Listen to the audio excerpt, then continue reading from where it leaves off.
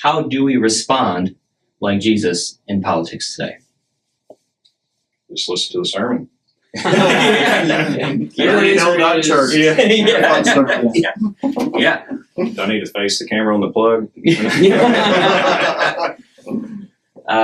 No, I mean, I'll just say that starting off, definitely responding like you said, T.R.A.P, right?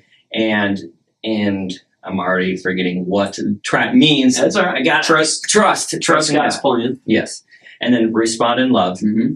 And I'm going to talk on the first two because when we go into this political conversation, especially with the climate we're heading into, definitely thinking about, don't try to get them to win them over on your side. You mentioned earlier about when you're going into a conversation, and we're trying to I'm going to change their mind. That's already setting the tone, right?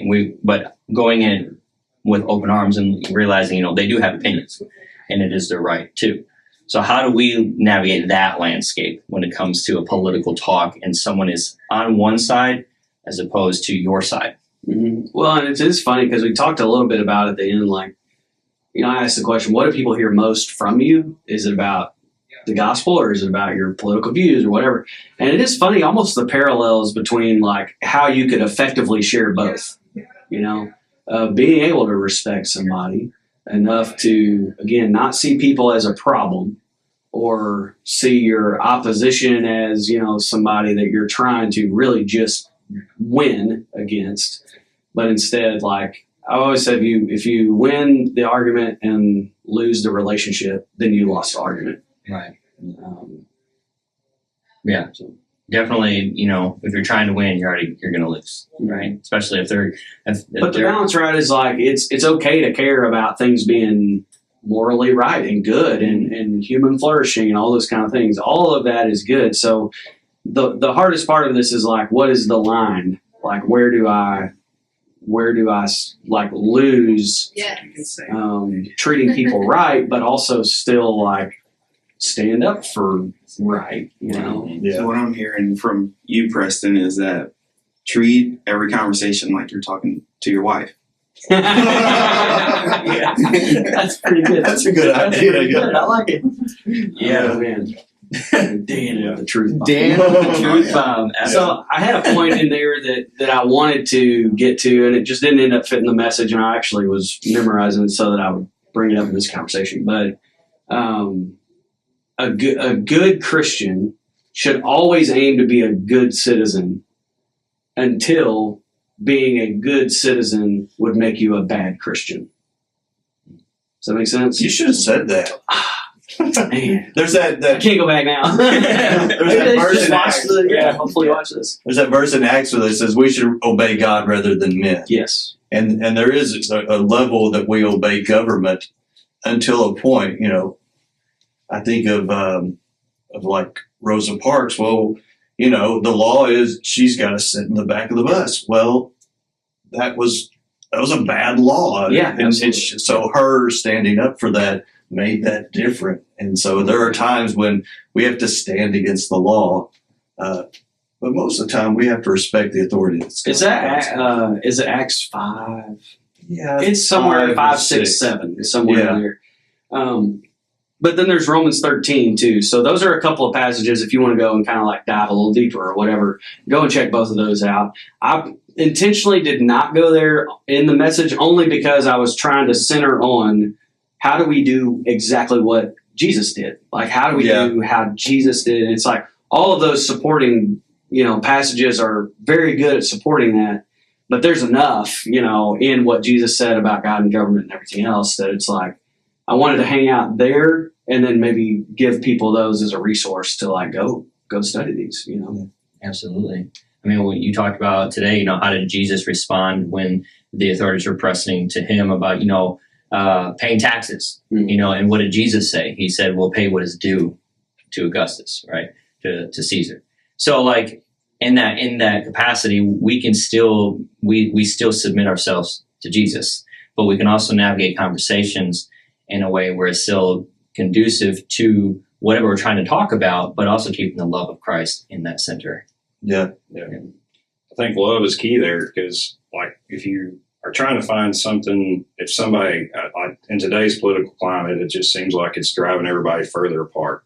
And so when you approach that situation, you don't focus on what maybe we all disagree on. You got to try to find something that you can agree on and start there. And I think, that's, what God kind of leads us to find that whenever we start, diving into those kind of conversations with people. It's like, okay, well, can we agree on something here? Let's find that topic there, and then we can go from there and then see where we stand, and not just instantly go at you, well, you're saying this and it's going to be bad if we do it your way, or if we do it my way. It's just, again, here's this parallel between like sharing any kind of view and sharing the gospel. mm-hmm. I always talked about, I'm remembering the A, but I don't remember the B and C of the ABCs, like sharing the gospel. But the A was admire what you can about somebody's beliefs. Like, it doesn't matter how badly you disagree with somebody, everybody, anybody, whatever. You can find something that you can admire about what they believe instead of only going to, the negative side of that or whatever. I mean, we all want our kids to grow up healthy and happy. We all want, we can find that kind of all that stuff. Yeah. And we disagree about how we get there a lot of times, but I mean, it's important to focus on what really we all agree on. Mm-hmm. Absolutely. But it's also important at times to stand up for what I believe. Absolutely. We can start there, but then we can go on to in love, share our side with humility as well. I think that's why it's so important to be centered in Christ, and to have, like we talked last week with, your tool of the Bible and that armor, and that, you use that as your tool and center yourself there.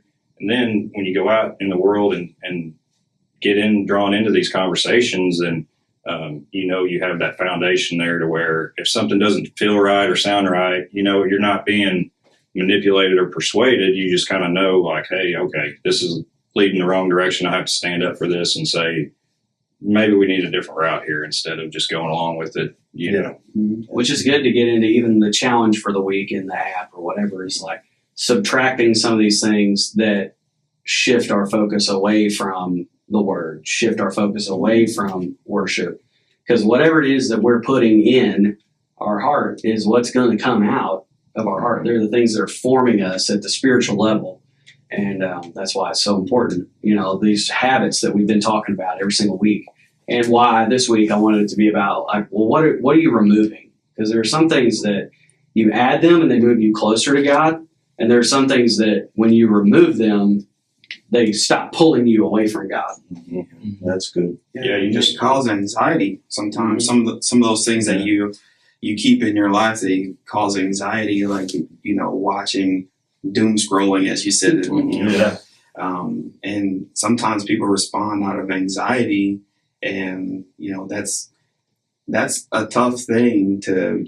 I mean, when we start disrespecting people, that a lot of times that's out of anxiety. Yeah. We are anxious about the future and the things that are coming for our kids, for the people that we love.